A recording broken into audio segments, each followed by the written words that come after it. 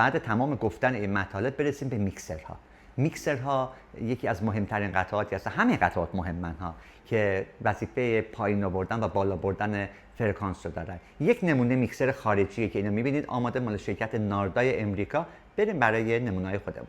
خب بپردازیم به همین میکسرها. عرض کردم ببینید در باندهای X و کایو سیم 24 یکی از میکسرهای خیلی خوبیه. حالا ما یه نمونه هم بردش رو برایش زدیم. اگر دقت کنید این قطعه میاد در همینجا قرار میگه. من نمونه برد زدم که بچه‌ها بتونن باهاش کار کنن و در واقع سیگنال RF وارد میشه، لوکال اسیلاتور وارد میشه، IF خارج میشه.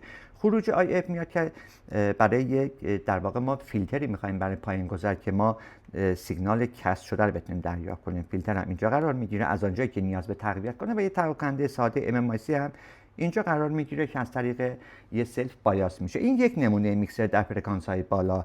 در فرکانس های نسبتا پایینتر در باندهای سی و مثلا یا 2.4 گیگا بین سری ADE ها هستن. سری ADE ها MC ها اینها میکسرهایی هستن که در بازار موجودن و کار کردن باهاشون خیلی راحت داره. یکی از میکسرهای خیلی خوبه مال شرکت هیتیت است.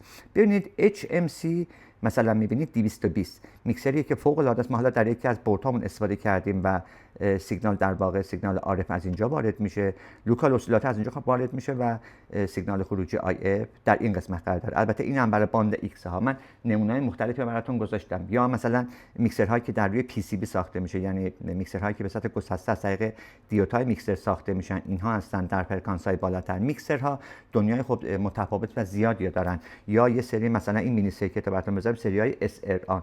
این SRA ها خب میکسرهای خیلی خوبی هستن که میتونید در بازار از اینها استفاده کنید. این نمونه بردها بود براتون گذاشتم. من برای چی میگم ماژولار بسازید؟ ماژولار ساختن باعث میشه که شما هر زمان نیاز داشتید میکسر رو ببندید و هر زمان نیاز داشتید میکسر رو در بیارین. این نمونه چند نمونه از بردهای همین میکسرها بود که من گفتم خدمت شما عرض کرده باشم.